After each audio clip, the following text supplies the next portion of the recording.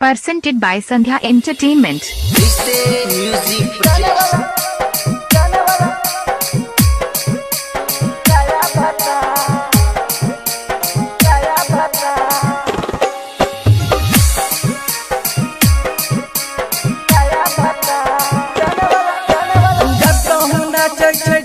पछौरी सनकै छे मनमा हमर जब कहूँ नाचे छे डीजे पछौरी सनकै छे मनमा हमर आ छोरी वाला चोली किन जेतो गयर पहचान वाला साया बतार भतार गे छोरी वाला चोली किन जेतो गयर पहचान वाला साया भतार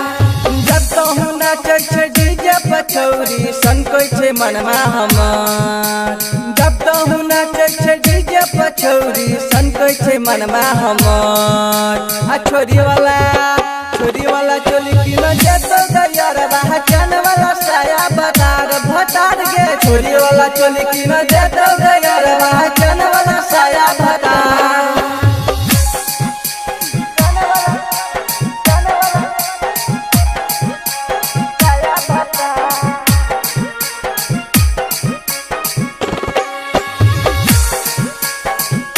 अभी सुन रहे हैं संध्या एंटरटेनमेंट की शानदार प्रस्तुति। Presented by कमाल के सब छोरा ढोरी पकड़ो बाबा के छोरी तो चलो कैचो कमाल के सब छोरा ढोरी पकड़ो बाबा नाची कहो सा उड़े लगे छौरी दिलवा ललही छोराय नाची कहो सा उड़े लगे छौरी दिलवा ललही छोराय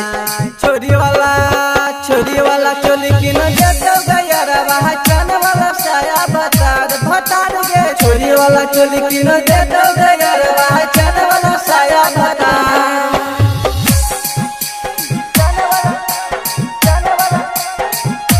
Presented by Sandhya Entertainment.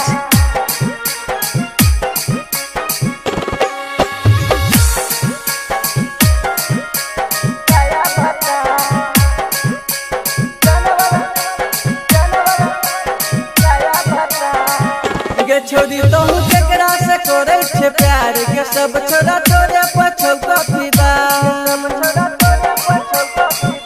गे छोरी तोहू केकरा से करे छे प्यार के सब छोरा तोरे पछौका फिदा यादव घुरन के बना ले गे छौरी तोहू अपन भतार सुधीर सहरिया के बना ले छौरी तोहू गई अपन यार छोरी वाला चोली किन जेतो गयर पहचान वाला साया बतार भतार गे छोरी वाला चोली किन जेतो गयर पहचान वाला साया भतार। यदि आप चाहते हैं संध्या एंटरटेनमेंट के सभी ऑडियो वीडियो देखें तो चैनल को सब्सक्राइब जरूर करें और बेल आइकन को दबाना ना भूलें।